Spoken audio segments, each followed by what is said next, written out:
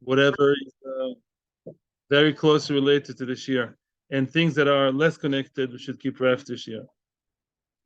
I thank you very much. Metzia, Amud Yomi Shiur, Avas Shalom, Mem Ches Amud Beis, Perek HaZohov, so beautiful. Tov L'Torah Spichim Alfi Zov V'Chesef. This is about this Perek. Shlomo is coming, so we can start. So, let's record. We are recorded. The Shiur is L'Nishmas of Imori Menachem Ben Akiva, Rus Bas Shalom Sal Bas Moshe, Hen Yerei Shabbos, Abchol Anitzchok, דוב בן ישראל ולרפואס, אביבה בס דבויר משארי בן מחומו. בסך שחול ישראל. Fine.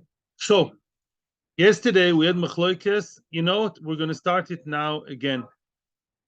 Itma.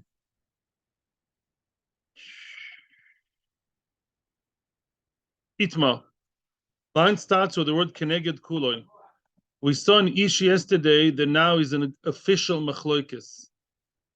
Yeah, itmar. You have the itmar. It's the line starts with the word keneged, and it's about half of the page, above the half, above the middle. Itmar, erovoin. What's erovoin? We spoke yesterday about 3 types of early payments, of down payments, prepayments. 3 types of them, and we're going to discuss all 3 today. B'siyata d'shmaya. We're going to learn the sugya according to Tosfos and see. Erovoin was money that was given before the actual. In other words, money that does not cover the entire value of the object, and was given already now before the rest of the money. Yeah, I buy a house from you worth 10 million, Metzia Hashem, and 1 million I gave now already. How do you interpret that? Or we had the case of the salt. Remember the case of the salt. The salt was the case in which Rabbi Bar Yosef, he received, let's say the salt was 1,000 shekels and he got 100, right? Now salt is not bought for money because it's metaltalin. But is there mishapora? Well, that's a machloikes. Look at the machloikes now. Erovoin, Rav Oima Kenegdo Koine. Rav followed Rabbi Bar Yosef, the salt, the one who sold the salt. If I as a seller received a certain percentage, let's say 10% of the money that I'm owed as the first payment, yeah, we say, okay, I have mishapora on 10%, and 100 shekel worth of salt I'll have to give. Otherwise, I'm a Rosha, Mishapora. I don't get curses, Chas v'Shalom, right? But the other 900, no, it's a separate cheshbon. This is what Rav believes, and that's going to follow us the entire sugya. Rabbi Yochanan argues with Rav. Rabbi Yochanan Amar, keneged kulo yukoine. Rabbi Yochanan says, no. If you are owed 1,000, and there was a discussion about sell me your 1,000 shekel worth of salt, and you got 100, that 100 symbolizes the entire thing, and if you got 100, you cannot regret anything at all. Not only 100 you have to give the other person, you have to give entire 1,000. Again, there's no kinyan, but there is mishapora. Oops, we have mishapora. That is the machloikes. Yeah, does the partial payment relate only to however much it's worth, or does the partial payment relate to the entire thing? What is this partial payment to begin with? Oh, that's the, excuse the pun, $1 million question. We spoke about 3 different options, and we're going to see 2 of them now. Now, I just want to point out before we start, don't get confused between metaltalin and karka, because that it's very easy can go under your radar in the sugya. So you have to keep your eyes on the ball. We're going to have 2 issues here. Issue number 1, metaltalin. If money was given for metaltalin, there is no kinyan. I'm allowed to go back. Elamai, Beis Din will curse me. Some people have tough heart. You know, they don't mind getting the curse. Stupid. Yeah, sorry. Mashe'en ken, when it comes to karka, by karka the discussion is real kinyan. In other words, let's say he wouldn't have sold him salt. Let's say Rabbi Bar Yosef would have sold him his villa, his house. Then what? Then would be a similar discussion, but on much higher level. Yeah, let's have a house of 10 million, not a bunch of salt, and I got 1 million. Do we say that now 1 million, let's say each room is worth 1 million. There are 10 rooms, each one worth 1 million. Let's make it very childish and simple, you know, like children think, yeah? So let's have a 10 million house to sell in Rechavia, or, you know, watching the Western Wall Plaza in good condition, $10 million house. Yeah, that's very cheap. Old city over the Kota. Yeah, want to buy? So then Do we say once million was given, then 1 million worth is mine already? Yeah, because I paid for 1 million. So that one room in the corner, the machsan, I have, right? Or do we say the entire house is mine? That 1 million somehow, similar maybe to Chalipin, represents the entire, and it's a done deal. And the other 9 million, that comes in installments. I'm not so rich. It comes in installments, every month. But really, the entire house is mine. Okay? So now let's see. That's Machlokes Rav and Rabbi Yochanan. Rav says you only bought, or in metaltalin, you only have mishapora keneged corresponding to what you gave. What you get is what you give. Yeah? Or do we say no? Once you gave a certain percentage, the entire thing is yours. In some kind of, everything was spoken, and that is like a symbolic kinyan on the whole thing. That's the machlokes. I'm being evasive on purpose because the question is, what is this kinyan? What is this first payment? Is it first payment? Is it cancellation fee? Or is it a symbolic kinyan? Let's see. Meisivi. Now we're going to challenge Rav from this Mishnah. Anoisen erovoin lechaveroi. A person who gave an erovoin lechaveroi. Oh, now this erovoin, says Rashi clearly, the thing that we're about to see now, says Rashi very clearly, and it says he mentions all the old French words. Anoisen erovoin here means the case we're going to see now is not our case. It's a case of security payment, cancellation fees, which means, it's a 10 million house. I gave you 1 million, and that 1 million does not mean I'm the owner yet. It means that if anybody backs out, then the omerloi, the buyer tells the seller, oh, we're discussing your 10 million, your nice little cutesy apartment in the old city, 10 million. You know what? I'm giving you only 1 million. But what's the purpose of and the character of that payment? If I will back out and I'll regret, then then I'm moichel yorovan. You stay with 1 million. With what my 1 million, you stay. In other words, it's not yet my house, and we both agree and we're both clear. But that's cancellation fees. In other words, it's a way to deter me from backing out, because if I will, then what? The 1 million, I'll lose 1 million. It's not yet a kinyan. Yeah, I'm going to talk also about your point later. It's me. It's not yet my house, but it's going to hurt me in the pocket. Yeah, the coin of the buyer wants to sound sincere and show that he's serious. If I cancel, then it's not. Then I lose the 1 million. The other person, the other side, the seller says a similar thing. If I regret, I'm following Tosfos here. Tosfos here took me a few times, but very good. Tosfos says, if I regret, if I back out, says the seller, then for the price of 1 million, I'll give you 2 million. Wow. In my nice house worth 10 million, instead of 1 room, I'll give you 2 rooms. In other words, both of them are actually offering things that they're both willing to lose. They both are so in love with the sale and with showing, loyalty to each other in the sale. So they say, I'm willing to lose, stick out my neck for you, take off the shirt off my back for you, in order to continue the deal. Niskaim wa tnoim, mazel tov. Yes, the tnoim are real, and if really anybody backs out, it's not his house, which means if anybody is makdish this house, the base of mikdash, it's not, right? It's not yet a deal, but yeah, those conditions, they really apply. Divrei Rabbi Yosi, says Rabbi Yosi. That's opinion number one, Rabbi Yosi. You may ask, what's the chiddush? The promised, maybe in front of Edim. So of course, if he backs out, he'll have to lose 1 million. If the other one backs out, he'll have to give him 2 rooms, not just one. Says this is like now in parentheses. This is an Amora sticking his words in the middle of the Mishnah and says Rabbi Yosi Lataime. Rabbi Yosi follows his own reasoning. The Omar, and he always believes asmachta kanya. Asmachta is a term that we see many times in honor of Rav Simkin coming back. We'll read Rashi inside. Rashi says asmachta kanya. It's a very basic Rashi because the word asmachta appears many times. So please make your ways to the Rashi asmachta kanya. Yeah, it's not a long Rashi. It says Rashi avtochas guzma, an exaggerated promise. Shodem avtiach es chavero lismecholov. Smach alai. Ever spoken in Israeli in your life to a worker? You can rely on me. Say the unreliable people. rely on me, and if you're gonna lose, I'll pay you much more than I really owe you. Some irrational kind of promise. Shim lo yekayim t'nai, if I don't fulfill my condition, yiten kach v'kach. I'll give so and so, which means that's a smachta. Why is it not a nice Jewish thing for a nice Jewish boy to do, to gamble, right? Why can't you go and gamble with money? Because there are two reasons. One of them is a smachta, because when you play the roulette or play the blackjack, I don't really know about these things so much, then what? Then you're not really willing to lose.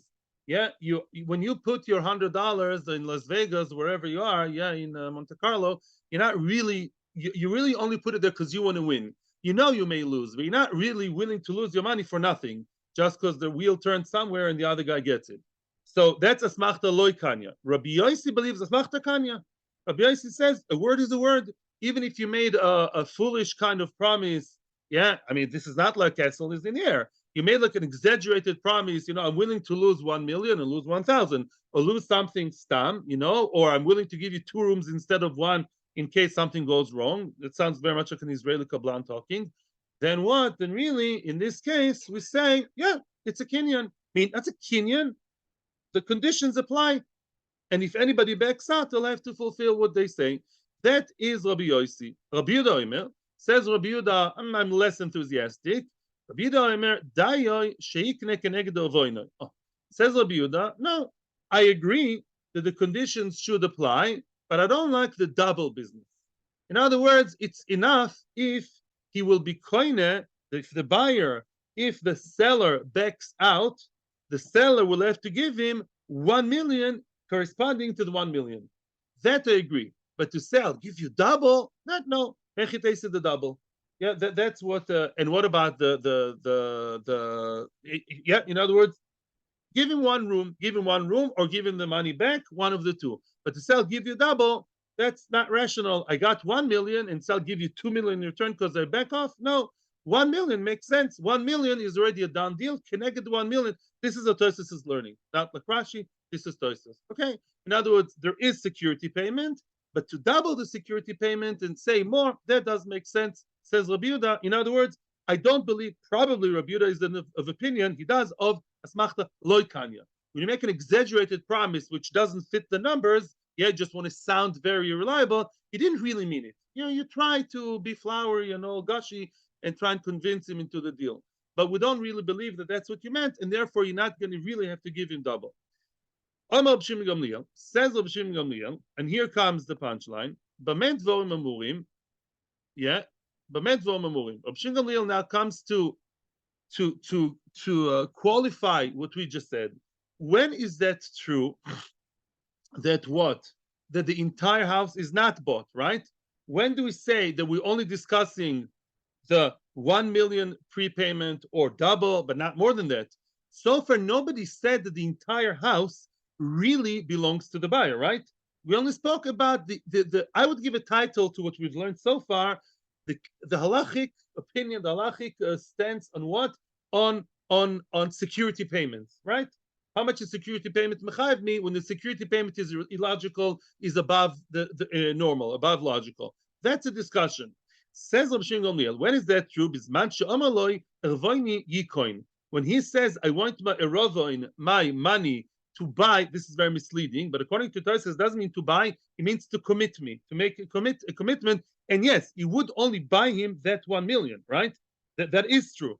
In other words, if I gave 1 million and I said, oh, I'm willing to lose the 1 million if I back out, and so says the other guy, then yes, then enochinami. If the seller backs out, then the buyer did get 1 room in the old city, right? Keneged what he paid prepaid, yeah, keneged that he receives. Because I gave security money. What's your security, Mr. Seller? My security, says the seller, the homeowner, I'll give you 1 room or 1 whatever corresponding to the 1 million. So far, so good. Aval, however, he can't hear. So up until now, we dealt with what? Security payment. But that's not the issue of Rav and Rabbi Yochanan. Continues the brisa. Aval, I don't know if it's a brisa or a mishnah. Aval mocher lo bais oisode be'elef zuz. Let's say we had a discussion about a house. Remember, a house, not metaltalin. I had a house or a field worth 1,000 zuz, Oh, let's say Ellen Rubinstein, as opposed to what you said yesterday, let's say they didn't really discuss the character of the first payment. They didn't have a good lawyer to earn Rabbani. They were not very clear. We know that I want to buy from you the 10 million house, and I paid you 1 million. However, one thing was clear that I'm paying you, yeah, we interpret it as this is the first payment out of many. Listen to the words. Mehem, he already paid the value 500 in the case of the Gemara. I owe you 1,000, and I gave you the first installment of 500. Meaning, if we say that the one installment was given and it was not clear what the essence of that payment is, we halacha interpret both sides. Both mocher and koine should know, and halacha decides what it is, not them. We decide that that one payment is the first payment, first installment out of many, kono, and therefore right after giving the first installment, umachzir lo yisashar afilu lacher kama shonim. And the rest, the word machzir, very misleading, and he'll have to, meaning the buyer will have to give the seller continue the payment even after a few years, which means we just said here two things. We said like this.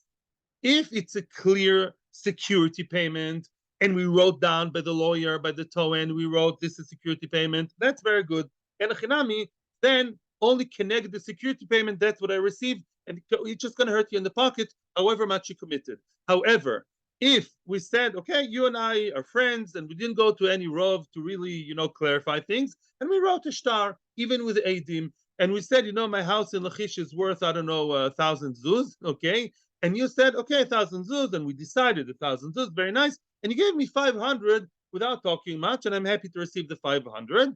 And we did not interpret it in any clear way. Halacha interprets it as one, it's the first payment out of a few, called miktsas moy, some of the money was given. B, once some of the money was given, at that very happy second, the entire house is yours, even if it's worth double. My house, which I'm selling Ellen, once Ellen gave me part of the payment, 500, 1 million, whatever, then the entire house belongs to the buyer, to Ellen. Yes. Now that giving money as first installment, even without saying it out loud and clear, the first payment given quietly, like the guy says, okay, a million, thousands of 10 million. Oh, nice, 10 million is easy money for me. For Ellen, it's really nothing. Yeah, 10 million a house in Yerushalayim. I'll give you million now. Without explaining, we interpret giving million now as the first installment out of, and maybe out of a few, right? Or whatever, or the case of the Gemara half. And by giving that partial payment, the buyer becomes the owner of the entire house, each and every nook and cranny of the house. And that is kinyan kesef of karkais.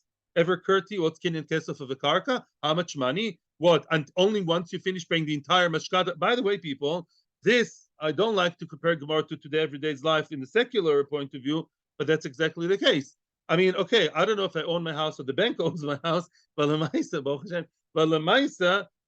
you relate to the house as the house belonging to the person even before you finish paying the mashkanta, which takes 50 years, right? In other words, the fact once one installment was given, we interpret that as the entire house belonging to him, and the rest is what? Is returning the rest of the chayv, just like we say by Meshicha, just like we say by Chlipin. So to okay, but if you notice, somebody here should not be a happy camper, and that's Rav. Reg the Gemara, and soon I'll talk about the third kind of kinyan that we'll talk about later. Says the Gemara, my love must be huadin metaltalin, which means just like, what did we just say? We said something very revolutionary here, right? And somebody even made faces, and that is what we say: if I, as the home seller, I got part of the payment, the entire house now belongs to the buyer, okay? Completely, because the house is nikna with money. My love must be the same thing would vote for metaltalin, such as salt. Meaning, is salt bought for money? No. But what happens if I sell salt, like the Rov in the Gemara, if I sell salt and I got some of the money for the salt, then is there mishapora? Can I back out and say, backing out? Or will I be schlepped to Beis Din for angry, finger wagging, yeah? Well, According to this, yes. According to this, yes. Yes. We see that what? Look at the Gemara. Bedistome kanilu lekulu, which means if I spoke to you about 1,000 shekels salt, and I said, 1,000 shekels salt, 1,000 shekels is a lot of money for that guy, for the salt buyer. And he says, I'll give you 100. We interpret that 100 as relating to the entire pile of salt, and therefore, at that happy note, yes, and therefore we say what? That he has mishapora on everything. No. Well, what? He doesn't go to the buyer because money doesn't buy salt. But the mishapora applies to the entire pile. Let me remind you again of yesterday's share, at the end of the share. See or not again. The story was as follows. If I, or the story of the Gemara was, if I sell salt for 1,000 shekels and I got 100 shekels, I don't want to get mishapora. I'm a frum believing guy. I don't want to get a klolo, mabul, mitzrim. So do we say I have to give him 100, right, in order to get out of the curse, but the other 900 can stay mine and can back out, right? Or do we say no? I'm supposed to give the entire 1,000 worth of salt in order to get out of the curse. That was the question. That's a very simple question. Do we say that partial payment relates to the entire amount much bigger than the payment or not? When I say relate, depends. By karka, it means a real buy. It's a real acquisition. The house is completely belonging to the buyer. And by metaltalin, it means that if the seller doesn't go through, he gets a klolo. But at the end of the day, it's the same. So here we see not like Rav. We see in the Mishnah that everyone agrees, Rabbi Yossi and Rabbi Yehuda and everyone agreed that if I gave one down payment, one first payment out of a few, then the entire house belongs to me. If so, if I got as somebody selling salt, if I gave money for salt, then the entire salt already is under mishapara. And if he doesn't give me 1 grain of salt, he has the right to, but he'll get a klolo. That's a question. That's not good with Rav. Says the Gemara, no. Metaltalin b'distoma loitani. There's a difference between metaltalin and the land. Metaltalin b'stoma. What do you mean b'stoma? If it wasn't really clarified and made clear that this kinyan is for everything, if I just gave you 100 and I didn't give you the entire 1,000 and I didn't clarify what the money is about, is it security? Is it down payment? Is this? Is the first payment? If it wasn't clear, then it wasn't koine. What does koine mean? Not koine. Salt is not koine for money. It means that it doesn't have more mishapora on the rest of the salt. Only he has mishapora keneged the 100 shekel that he got. Only that he has to give. But the other 900 he'll keep to himself and he won't get the klolo like Rav. So don't attack Rav from karka to metaltalin. But fact the Gemara, ma'ishna. What's the difference? At the end of the day, I know karka is different to metaltalin, but at the end of the day, it's the same logic. Do we say that partial payment relates to everything, or do we say the partial payment only relates to the value given? It's the same question, both karka and metaltalin. So why do you defend Rav against the Mishnah while at the end of the day, it's all the same logic? Yeah, I gave X amount, 10%, 5% out of the whole 100. Is that called that it relates to everything or doesn't relate to everything? Well, Rav is not like the Mishnah. Answers the Gemara. Depends. There is a difference, as we already hinted before. Karka de bekaspa kanile mamish kanile lekula. Karka, what does money do to karka? You want the word mamish? I think it's the most favorite yeshivish word. Yo, mamish, yeah? Yeah, mamish. Mamish here means mamish. You mamish bought it, which means a karka is really bought with money. If I gave you the entire $10 million for your house in Rechavia, it would be completely mine. Not promises and all kinds of, magics and klolos. It would be my house completely. Because money is has real buying power when it comes to karka, to pieces of land, it also has more power that if the seller received partial payment, the entire house belongs to the buyer by one payment, because one payment struck the deal. I started to pay. I can't back out. I finished paying for my glasses last month. The glasses were not mine until I finished all 4 payments on the credit card. They were mine right from the beginning. Yeah, that's it. Why? Glasses is not a good idea because it's metaltalin. I gave a very bad example. The house of the mashkanta. 1 second, please. The house of the mashkanta. After the first payment of mashkanta halachically, you pay the down payment, which you do before mashkanta. The house is yours. The rest is the choiv, because by karka, money really plays a game, plays a role. However, metaltali, you're going back to the salt of Rabbi and Rabbi Yochanan or any other goods like glasses or shoes or computers. The loikani ela lekibuli mishapora. Money, when metaltalin doesn't really buy you the metaltalin, it's only there to make the other guy scared he's going to get a curse for being dishonest, right? Even if I got the entire 1,000 shekel for my entire 1,000 shekel worth of salt, what would be the worst? I can regret, says the seller. The seller may be very needy or a bit cynical or something, and the seller may say, no, I'm not going with the deal. And you'll stand stoically in front of Beis Din and receive all the clauses and say, I'm still backing out. And that would be not nice, but it's not going to be a sale. Don't bite for the money.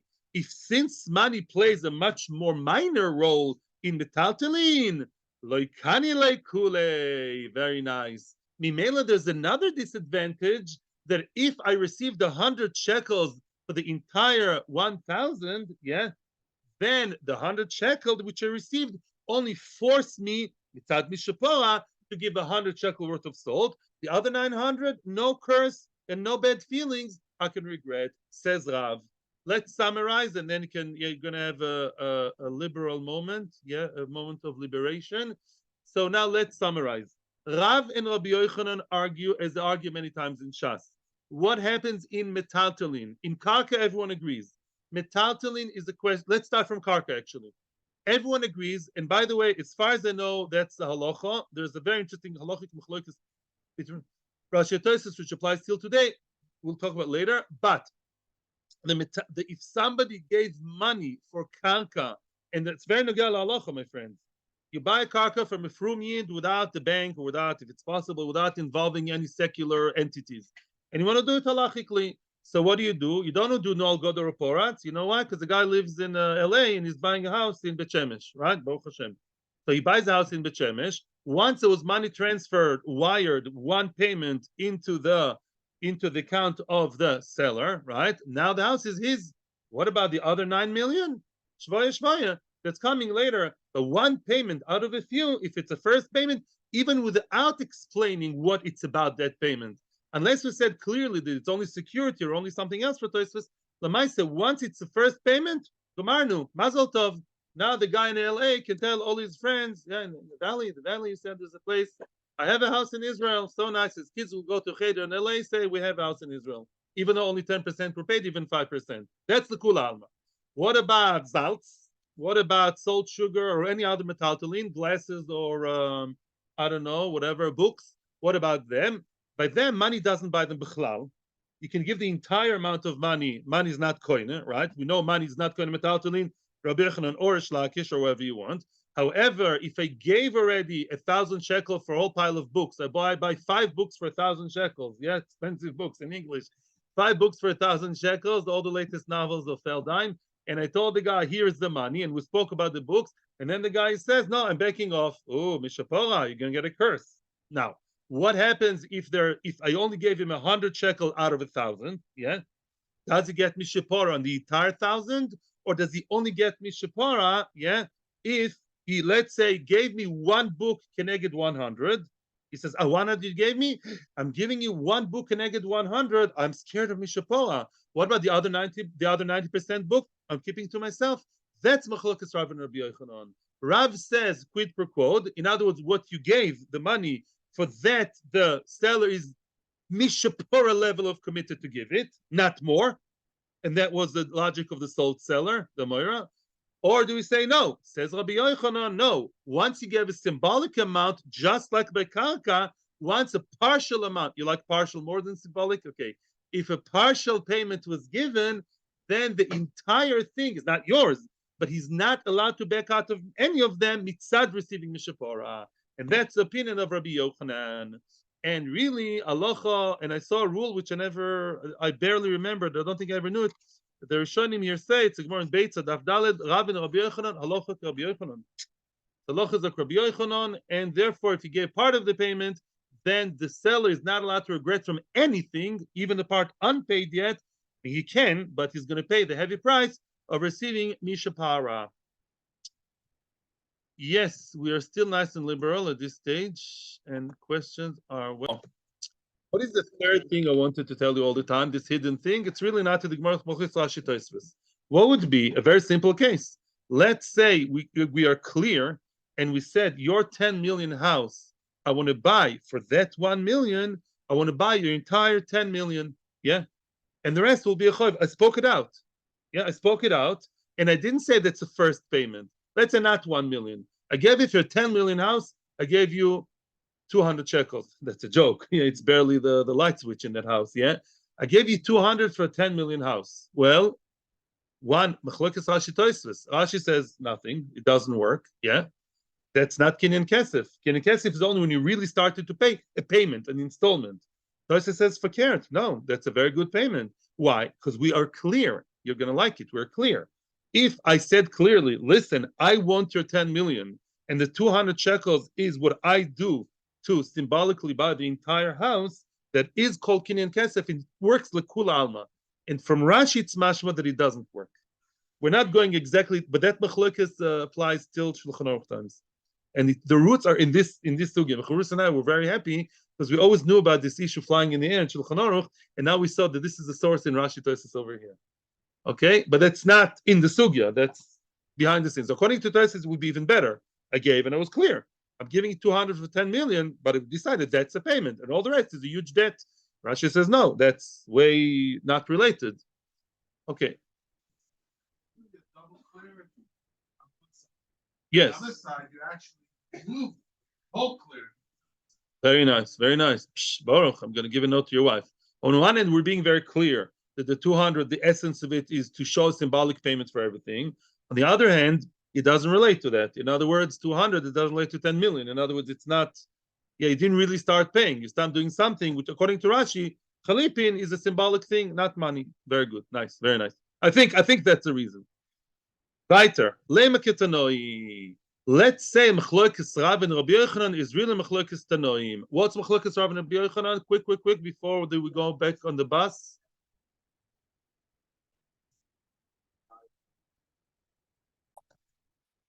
Let us say that the Machlokes regarding whether partial payment relates to the entire amount or only relates to what was given, that's Machlokes Rav and Rabbi Yochanan, yeah, in general.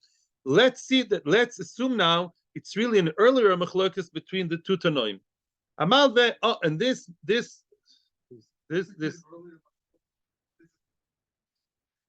So, no. Weiter. It's not always true, by the way. Amal weiter. Let's say it's a machlokes Tanoim, which means we just had Shemitah, and let's say somebody did not write Prusbul. I'm preempting your questions. Yeah, and what? Let's say, take Prusbul out of the question. These people live in Pachatit Patuta. There are only 2 Jews there. No Prusbul, no Beis Din. Okay, take Prusbul out of the question. So a person who lent money and there's no Prusbul written, once you lend money, then boom, the Shemitah mishamet esachoiv. What does it mean? Leshamet drops. It drops the choiv. It cancels and annuls the debt. That's Shemitah. Shemitah's ksofim doraisa. There is one exception to the rule, and that is, as we're going to see, but I'm just giving you a tiny intro, mashkoin. Let's say in Tafshin Pei Aleph, 2 people came with masks on their faces and gloves on their hands, and one lent money to the other. Reuven lent money to Shimon. Reuven said to Shimon, I'm sorry, don't trust you anymore. I'm going to take your helmet. I'll lend you 1,000 shekels. How much is a helmet? 200 shekels? 300, 400, 500, 1,000? Yeah, whatever. I want to take your helmet now, yeah, as a security, as a collateral for the choiv. And Shemitah came and Shemitah went. Now I can keep the helmet. He didn't pay. Do I have to return the helmet because the debt is annulled? No. If I borrowed 1,000 shekels, if he borrowed 1,000 shekels, and I took from him, and I'm the lender, I took a collateral and mashkon and irovoin worth 1,000, the entire thing, let's say the hat was worth 1,000 shekels, the helmet, then I keep the helmet. Why? Why do we say I have to give him back the helmet? Because the choiv was dropped. Says Rashi something very true. It says loitigois. You're not allowed to collect after Shemitah. Here, it's already pre-collected. I'm only keeping what's already mine. Yeah, that mashkon, like we saw in the previous sugya, was all the time potentially mine if he doesn't pay. Right? I'm keeping things as they are. I'm like a muchzak in the helmet, in the mashkon, in the ravoin. I don't have to change that. If I didn't have the mashkon, I'm not allowed to knock on his door and demand 1,000 shekels back. Shmita, haha, he's off the hook. But if I collateralized him before the Shemitah and already got the mashkoin before, I'm allowed to keep the mashkoin. I'm allowed to keep the ravoin and not do anything about it and keep things as they are. Okay? Exactly, that's the issue. Now comes what you're saying. A person who lent his friend over a mashkon, meaning he got mashkon at the time of alvo. V'nichnesa hashmita, came shmita at the beginning or the end, yeah. Afal pi she'ena shova ela peleg. Let's say it's only worth half. Let's say the loan was 1,000, and I dafka want to make uneven numbers to make it easier for you and for me. Yeah, let's say the loan was 1,000, okay, and the helmet is worth 300 shekels only, very cheap helmet, okay? That was the story. Einoi mishamet diva Mishim Gamliel. Says Mishim Gamliel, it's still not mishamet, he still owes him money. He still keeps the helmet. Still keeps the helmet, or maybe even more. Rashi says we'll see that later. Leave that open as Rashi does. Says Mishim Gamliel, the Shemitah doesn't work. He still has to pay him back something. We don't know how much. Rabbi Yehuda Nossi argues on Mishim Gamliel and says, Imoyo mashkon keneged alvosoi eino mishamet. If the mashkon was 1,000 shekel, corresponding to the 1,000 shekel loan, was 1,000 shekel helmet, then good, you keep the helmet and no shmita. Shmita doesn't apply. The imlav mishamet, but if not, then it is mishamet. If it's not worth the same amount of money, then really at least some of the money, if not all the money, we're going to see really does drop out. In other words, Rabbi Shimon Gamliel says shmita doesn't work to a certain point. We're going to see how much, and Rabbi Yehuda Nossi says no. At some point, certain point, even when there is partial collateral, shmita does work. When we say work doesn't work, what do I mean exactly? We're going to have two options now. Now the Gemara will explain exactly the numbers, the crunching. My eino mishamit dekoma oshbag. When Oshbag said that when I lent him 1,000 shekels and I got not in return as a collateral, how much? Let's say 300. What did he mean? That shmita doesn't apply and what? And no shmita. Oh, do we say ilema kenegdoi? No, kenegdoi. Do we say not mishamit means the 300 worth of the helmet, I keep the helmet, and the other 700 goes kaput? The other 700, I would say goodbye, meaning maybe Rashbag meant whatever I managed to grab before Shemitah as a real object that I have, and the rest, and malasot, gone with the wind. Michlal, if so, look at the irony of what's going to happen here. The Rabbi Yehuda Nossi always believes Shemitah works even more, right? Rabbi Yehuda Nossi always believes more in the debt being out, cancelled, annulled. It's always more than Rashbag. If so, Rabbi Yehuda Nossi sova lehach palga nami mishamet. Rabbi Yehuda Nossi then, according to that logic, would say that really even the 300 helmet I have to give him back, right? If the only thing that was salvaged according to Shimon Gamliel was only the 300 collateral, what I call the helmet is what is something that really I keep, and says Rabbi Yehuda Nossi, no, Shemitah works more. Rabbi Yehuda Nossi is always more into Shemitah taking away. That means to say Rabbi Yehuda Nossi would say what? That really even the entire 1,000 is moichel. For sure the 700 that's up in the air, and even the 300 worth of the helmet, I would have to give him also the helmet itself. If so, fine. If so, Ella comes at something very funny. Mashkin denokit lamalei. What did he get the mashkin for? What's the idea of getting a mashkin if the mashkin itself has to be returned? The whole vort of taking a mashkin is because really I want the mashkin to be security and stay with that. But if Bezin will come to my house and say Shmita, and therefore the mashkin, even that goes out of hands, what did he take a mashkin for? Is it tzifloigena, meshigena? Ella lamalei. What for? Ella must be. The formula works differently. Lav shma minei. My Eino Mishamet the Komar B'Shim Gamliel. What did B'Shim Gamliel mean when he says Eino Mishamet? That when I have the helmet, then Shemitah doesn't work, and I keep, and it's for the benefit of the lender. Eino Mishamet Bekuloi. Very good. Must be Rashbag was saying what? Rashbag says, if I have your 300 helmet, then really the entire 1,000 belong to me. I'll keep the helmet of 300, and also the other 700, I'll knock on your door and I'll take the 700 also from you. Because partial payment, because a mashkon is like a payment. Partial payment relates to the entire schum. And we know that there's an entire schum here of 1,000. So see, a little bit corresponds to everything, like Rabbi Yochanan, again against Rav. Umay mishamet. So now it makes good sense. Umay mishamet to come Rabbi Anosi. What did Rabbi Yehuda Anosi mean when he said more than Rashbag? Leachpalga de lo noket ale mashkoin. Shamet says Rabbi Yehuda Anosi. He means, says Rabbi Yehuda Anosi, I'm still more conservative, and I believe Shemitah works partially. What do you mean partially? 700, yeah, he really will not collect, but the 300 that he holds in his hands for dear life, that he will stay by him. That's machlekes Rabbi Shimon Gamliel and Rabbi Yehuda Anosi. What's the source of the machlekes? B'okamiflagi. That's really the machlekes. And what's the machlekes? The Rabbi Shimon Gamliel sovar keneged kuloi koine. Rabbi Shimon Gamliel believes that in any kinyan, be it shmita or be it shnita, whatever the kinyan is, when we discuss and clearly write and say in edim, and we know we're discussing a big amount, and only part of the amount was related to, in this case, what? A mashkon. Says Rashbag, no, it goes on the entire thing. Your 300 shekel helmet, I'm not a friar, I know that I'm owed another 700. That 300 represent as if I took the entire thing. And Shemitah comes and Shemitah goes, you'll have to pay me the other 700. Because be'etzim, I got a mashkon relating to everything symbolically.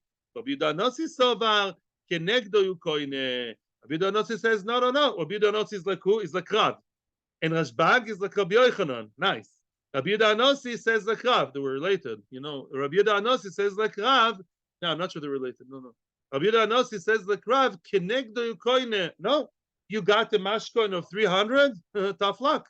The 300 you keep, the other 700, two different inyanim. This is that salt, the other salt, one room in Rechavia, not the other 9 rooms in Rechavia. Each one dealt with separately. So L'chayetz Machlekes Tanoim, and Baruch Reins is telling us that it's not good that the Tanoim argue and then the Amoraim repeat the same Machlekes, which you call in nice English, don't reinvent the wheel. So why did Rav and Rabbi Yochanan have to argue again of the same old Machlekes? And so the Gemara, loy, no, we're going to divorce and say, not divorce the Machloikesim, no. We're going to really explain Machlokes Rabbi Shimon Gamliel and Rabbi Yehuda Anosi like we explained at the beginning. This is a Gemara which I call ABA. We go back to square one to explain the Machlokes Rabbi Yehuda Anosi and Rabbi Shimon the old way. My ein meshamet the Kamar Rabbi Shimon Gamliel. You know what Rabbi Shimon Gamliel meant when he said loy meshamet? He means no. Leachpaga denokit alei mashkoin. Rabbi Shimon Gamliel was the one who said, I lent you 1,000 shekels. I held in Tafshin Pei Aleph with a mask on my face. I sprayed it, with this gel, and I took your 300 shekel worth of a helmet. That's what I have. That's what I'll stay with.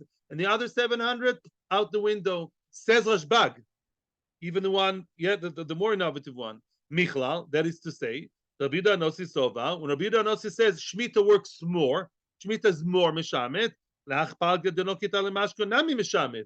Says Rabbi Yehuda Anosi, everything goes out the window, right? Even the 300 that I hold in my hand, even that I'll have to give back. Yeah, the whole chayv is completely annulled and cancelled. Rabbi Yehuda Anosi. Why did we originally reject that understanding? Because if you have a mashkoin and you have to give the whole thing back, ela mashkoin denokit lamale. What did you take a mashkoin for? It's a joke. What do you think I took a mashkin before Shemitah? Because I'm bored? I don't even ride the bicycle. What do you think I took it for? I took it in order to have something in my hand. So according to Rabbi Yehuda Anosi, it didn't help me at all. So what's the logic here? Says the Gemara, lezichron dvorim be'alma. No, enachinami. It's only zichron dvorim. The Gemara in Daf, I think, pay base later. There's always a discussion, which I'm not so aware of, but I saw yesterday. There's always a question, why does the person take a collateral? Is it an early payment potentially? Listen, you borrowed from me, I don't know, 10,000 shekels. I'm taking these nice candlesticks, worth 5,000. Yeah. Why do I take the 5,000 candlesticks? Either it's kilo already a payment, security that if you don't pay, I'll hold it, as I was explained when I was in Talmud Torah as a kid. Or no, maybe it's not already mine and I may have to give back the candlesticks, such as after Shemitah, for example. I took the candlestick for you, so you should remember the loan. Every time your wife lights Shabbos candles and she doesn't have them, remember Grant, remember Lee, and remember the mashkoin. Remember the fact that you have to pay back. Okay? In other words, yeah, we just want to have a reminder, but it's not a payment. And I may have to give the mashkoin. That's Mimela now, very good. So this way we completely divorced Machlokes Rav and Rabbi Yochanan from Machlokes Tanaim. The Tanaim did not argue about partial payment. No, they argued about the essence of the mashkoin, not about partial payment. Partial payment is all different sugi altogether. Weiter. Says the Gemara now, a parallel story. This is very, very nice. Also, geographically, the two stories are located more or less in two Amudim. The previous story was the Talmud who wanted to sell salt, right? He wanted to regret, he got cold feet. I want to point out before we continue, normally people regret the sale, according to Rashi and the Meforshim here, because they already heard that the same item that they're about to sell or buy changed in price. It's not worth it for them to stick to the old price that they promised. That's usually the case, okay? The previous story was a salt. It wasn't an assault. It was salt. Yeah, they almost assaulted him. The person wanted to sell the salt. He consulted with Rabbi Yochanan. Rabbi Yochanan said, no, even if they paid you 100 out of the whole 1,000, you, according to Rabbi Yochanan, you're committed to giving the entire 1,000. You don't want to do that? You can. It's not a kinyan, but I'm going to give you a nice little curse called Mishapora, right? Now comes the parallel story, now the Talmud of Rav. Rav Kahana is always a very loyal Talmud of Rav in every area of life. Rav Kahana is always, a big Talmud of Rav. Rav Kahana Yavul Izuzia Kitna. Rav Kahana wanted to sell Kitna, cotton. He wanted to sell cotton to someone, and they gave him money. Lesoif Aikar Kitna. Oy. Yeah, he looks in the stats online, and he sees now that the price of kutna, of cotton, went up in price. So now he comes out losing, because if he sticks to his words and goes on with the kinyan of 1,000, he's losing. Because all of a sudden, the price has shot up, and now he could have made 1,200. He wants to regret the sale. Also, the Rav. Now he comes to Rav, and Rav tells him as follows. Rav, following his own logic, says, Omalei, he tells him, however much money you took, for that you have to give them. How much was the entire pile of cotton? It was 1,000 shekels. Let's say you got 100 shekel. That you have, of course, to give it. That's not mishapora. You got money. Imamish got money, right? So it is mishapora. Excuse me. There's mishapora on that. Don't mess up with mishapora. Connected the 100. Give them 100 worth of wool cotton. That yes, yeah. The idach. What about the other 900? Well, my name is Rav. I argue on Rabbi Yochanan. Dvarim ininu. It's just talk. It's just talk. The dvarim ein ben mishum chusore amono. Says Rav, even taking it to a big extent, he says, when you only spoke, even if you promised, it's not called that you're an untrustworthy person. In other words, you remember that there are two levels? Remember? The 5th of November? We said what? We have what? If the person gave money, it's mishapora. Shapora, nobody wants to mess up with. Not if you're Rav, Rabbi Yochanan, anybody like that. And what? And therefore give whatever money was given, give them the cotton. What about the fact that there was very serious, hot talk already about the other 900 promises? What did we say 2 days ago? Remember? We said there's a thing called Ein das chacham minoicha imenu. A person who promised, even though money wasn't yet given, that's not red alert. It's one stage before red. What's before red? Yellow or whatever, yeah? Orange, amber. Orange, yeah? The orange level is you spoke. You didn't give money, but your mamish told me you're coming with the money. We were very close to giving the money. Then we said if a person backs out at that stage, he's called, Chachamim don't like him. He's not called trustworthy. Rav comes now and says even against that. Wow. Rav says if you back out from words only, even though you promised, you're not called a non-trustworthy person. Of course, people will now ask a question: What is Rav perpetuating lies? So let's see. Itma. Let's see what goes on here. The Itma. There is another machlokas here between Rav and Rabbi Yochanan regarding what? Regarding talking and promising even before money was given. It says, Dvorim, words, no money was given. Not only Mashiach wasn't done, which is for sure Kenyan, not even money was given, just talking and making the other person understand that I'm very interested in the sale and almost closing the deal. Rav Omar ein ben mishum chusar amono. Rav says if you regret and back out after saying, yes, yes, I'm interested, you're not called mechusar amono. You're not called non-trustworthy. If anybody asks about Rav, how can you say that? So I cheated and looked in the Chavrusa. It says there, of course, he brings down the Gro. Of course, it's not the right thing to do. Of course, if you promise, yeah, you have to fulfill what you said. However, you don't have that level of being labeled as an untrustworthy person. And we're going to explain soon why. In certain cases, and we have to continue, in certain cases, you have that label of the liar. In certain cases, you don't. At that stage, if you didn't give money and you change it because of the change of price that happened after you almost struck the deal, you're not called a liar, according to Rav. Rabbi Yochanan Omar, yesh b'm mishum chusar amono. Rabbi Yochanan said, no. Once you said on Sunday you came and we said, I'm buying your cotton or your salt or your cotton salt or whatever. I'm buying it for a certain amount of money on Sunday. Keep it by you. Then on Thursday, you come and I say, excuse me, Thursday, the prices went up.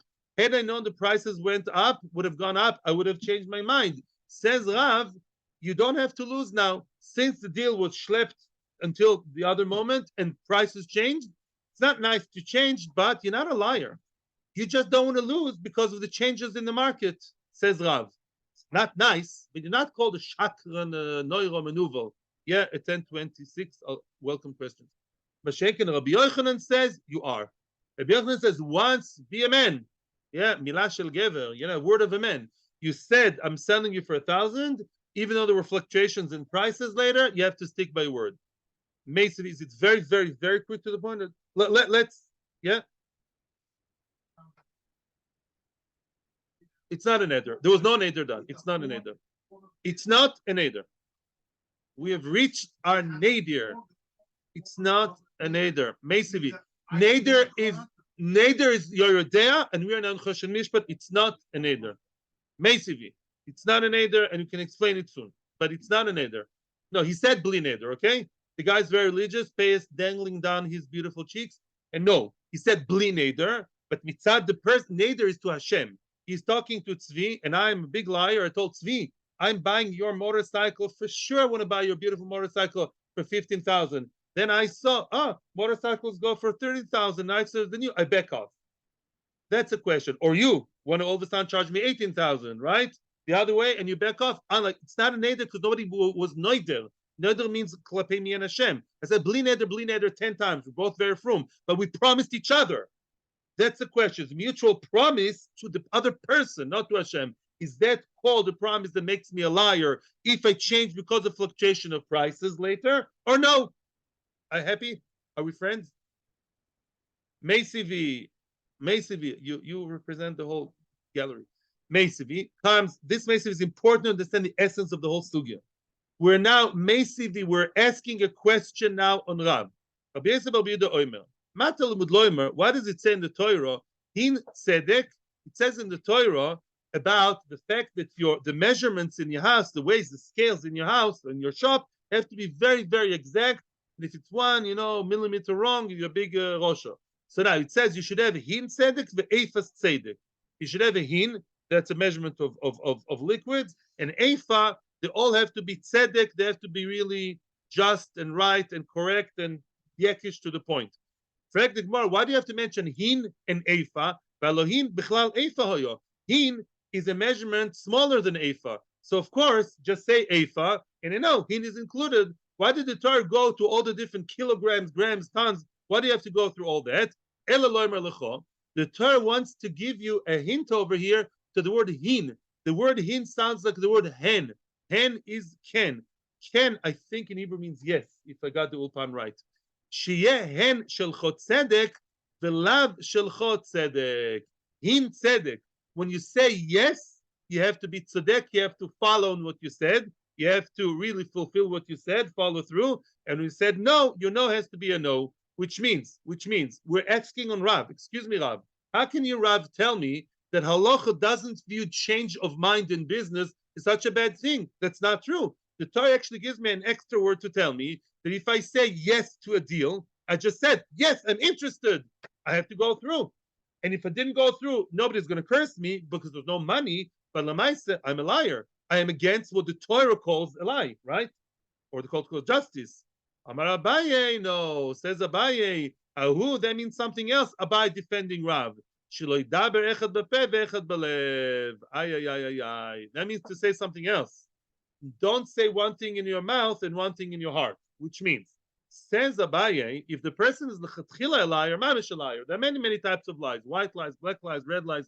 Lamaisa, says Rav, Abaye explains Rav what Rav would say. If I lie to you as I tell you I want to buy it, and people do that. You know, people for all kinds of tricks and reasons, they say, you know, I want to buy that house because I want to make a research or make the guy believe. If you really l'chatchila plan on not buying the house and you play the game as if you do, you present the wrong facade, or the other way, you say, I don't want to buy, and you're really playing games, then we say that's a lie, and you call the liar. What's enough kamina? You're called a liar by Chazal, and Hashem is waiting for you in Shemayim. Mashe'en ken, if I was very honest, please understand Rav. Rav says, if on Sunday I really, really wanted to buy that cotton or sell that cotton, yeah, for how much? For 1,000. I'm an honest guy. I'm sorry. I've barely money to feed my family. All of a sudden, I see online 1,200. I'll tell the guy, I'm sorry. when it was 1,000, I really wanted to go 1,000. It took you 2-3 days to come, honey. Now the price is 1,200. I'm backing off. It's not such a lie, according to Rav. Says Rabbi Yochanan, no. Rabbi Yochanan is stricter, and he says, no. Once you gave your word, I'm selling you the cotton for 1,000, even though you have a good reason, fluctuation in prices, the prices went up, even then, says Rabbi Yochanan, you are called a liar, you're called mechus almana, untrustworthy, even in that case, because lemaisa, once the word is out of your mouth, you have to respect your word. You have to, how do you say in good English, la'amod b'diburcha, you have to stand by what you say, stand by your word. Yeah, that's what Rabbi Yochanan says. That's machlokes. Now, what's the other machlokes Rav and Rabbi Yochanan? Once money was given, then what? Partial money was given for the entire thing. Says Rav, again Rav is more lenient with the one changing. Says Rav, what was given, that I have to give, otherwise mishapora. But the rest is no mishapora. Everyone agrees that if the entire 1,000 shekel were given for 1,000 schayra, there's mishapora. Thank you very much. I'm a little bit rushed and I have to go, and then I'll come back. Thank you very much. Have a good Shabbos. May